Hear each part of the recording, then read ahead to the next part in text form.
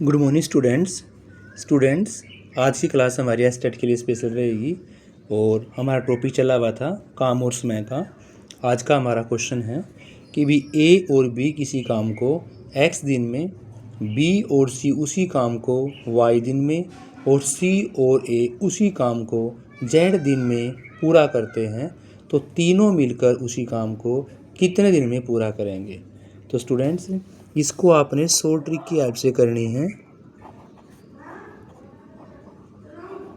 Short trick से कैसे करोगे, जैसे आपने निकालना है कि तीनों ए प्लस बी प्लस सी तीनों मिलकर उस काम को कितने दिन में पूरा करेंगे, ये क्वेश्चन आपसे यहाँ पर पूछा गया है।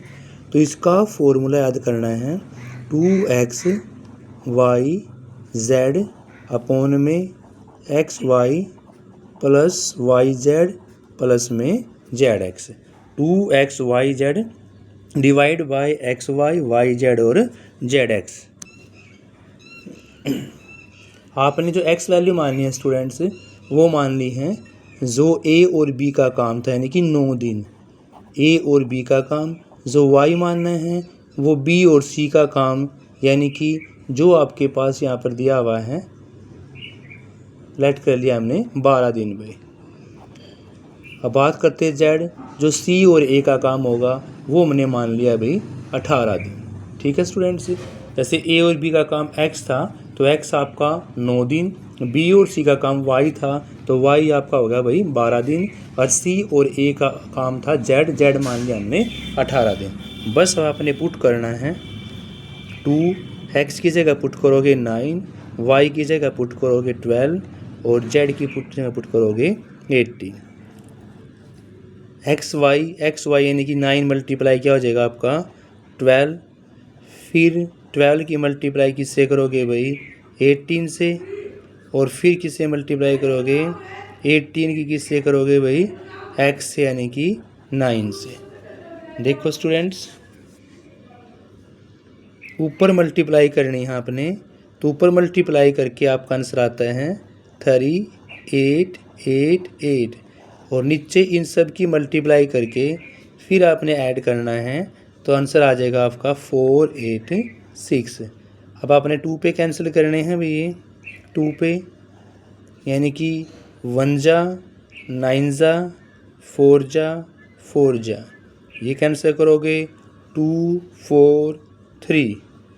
और भी अगर मैं इसकी 8 से मल्टीप्लाई करता हूँ, 8 से 24 2 4 आ जाएगा, और 16 3 19, यानी कि 1944। कितने पे कटा पे पूरा क्वेश्चन हमारा ये 243 पूरा हमारा 8 पे कैंसिल हो जाता है, तो 8 दिन इस क्वेश्चन का राइट आंसर होगा।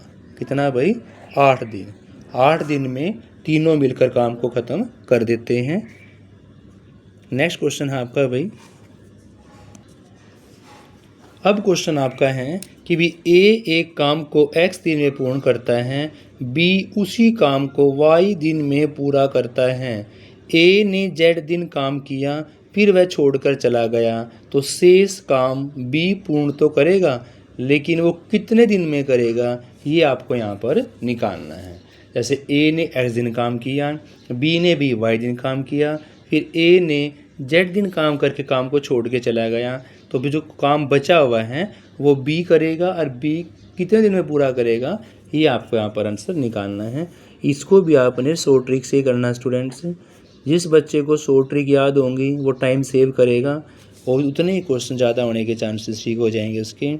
लेकिन जो लॉन्ग मेथड से करेगा क्वेश्चन बहुत कम होंगे और फिर टेस्ट के डिले होने की संभावना बहुत कम हो जाती है स्टूडेंट्स। ये तब करना आपने जब बी काम करेगा, शेष काम जो है बी के द्वारा पूर्ण किया जाएगा।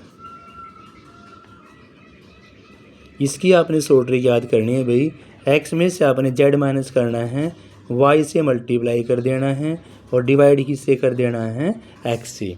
एक्स आपका काम किसका है भाई ए का, और वाई किसका है भाई बी का, और फिर जेड जो है वो ए ने कुछ दिन काम किया फिर वह छोड़कर चला गया।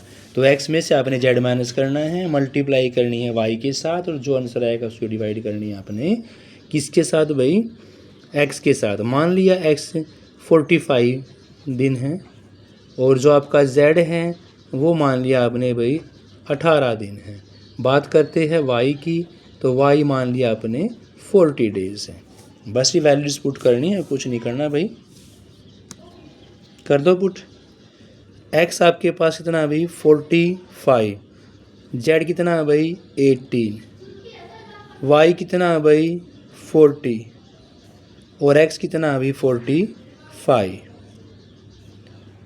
45 में से 18 माइनस करोगे बचेगा 27 मल्टीप्लाई 40 डिवाइड में 45।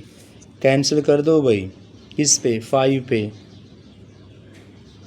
8 जा 9 जा, फिर कैंसिल कर दो भाई 3 जा, और 8 की 3 से करोगे तो 8 दिया 24 दिन इस क्वेश्चन का राइट आंसर होगा।